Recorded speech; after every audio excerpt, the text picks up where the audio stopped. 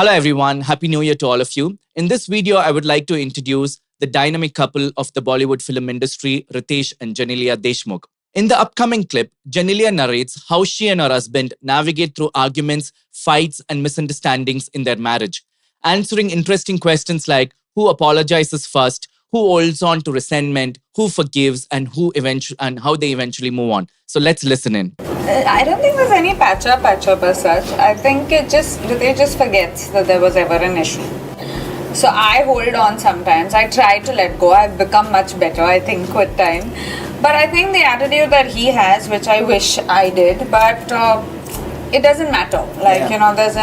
If there's an issue, he'd be happy to say sorry and, move on. He doesn't feel that he needs to invest time into it. As Janelia states, in moments of conflict or disagreement in marriage, the handling of these three crucial elements will determine the restoration of your spousal relationship. First, anger. Second, apology. Third, forgiveness. Let's dwell into each of these aspects with the framework of the Catholic faith. As most of you know, wrath or anger is one of the deadly sins, which is defined as passion for revenge beyond the control of reason. Just think about it. Passion for revenge beyond the control of reason. In moments of conflict, it is natural for both spouses to feel anger.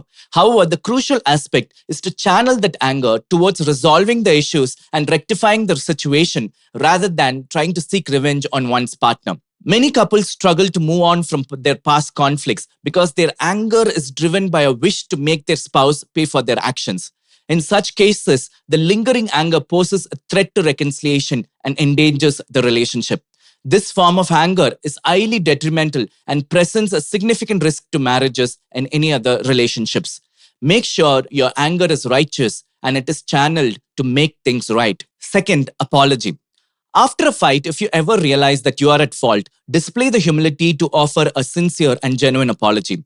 This will immediately bring down the friction and will pave the way for fruitful and constructive discussion. It's important to understand that offering an apology does not signify weakness. Rather, it showcases maturity and positions you as the bigger person in the situation. Therefore, when apologizing, ensure that you incorporate these 5 key elements derived from the Catholic teaching. Firstly, acknowledge the mistake and take responsibility. Secondly, express genuine remorse. Third, commit to improving your behavior in the future. Fourth, take action to rectify the situation in any feasible way possible. Lastly, seek the forgiveness of your spouse wholeheartedly. Now coming to the final and most important aspect of all, forgiveness. Your willingness to forgive your spouse for any words or actions that may have hurt you will determine the healing of your relationship. When we contemplate forgiveness, many of us tend to believe that if my spouse comes forward, offers a sincere apology, and genuinely expresses remorse, then I will forgive, or it's off the table. However, the Catholic faith imparts a different perspective, teaching that forgiveness involves bearing the burden of the other person, even if they don't take the initiative to apologize or reconcile. True forgiveness means shouldering the burden and reaching out to them. Admittedly, this can be incredibly difficult undertaking, particularly when you're emotionally wounded. Nevertheless, it stands as the most potent remedy for healing any ruptures and relationships, particularly within the context of marriage.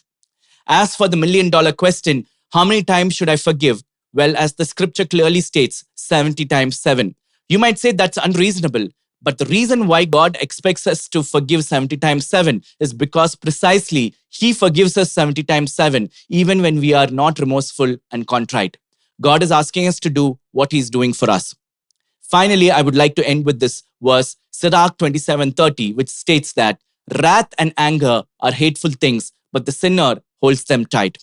I would like to conclude with an appeal to all married people who are watching this video. Please share your best practices of reconciliation in the comment section. God bless you.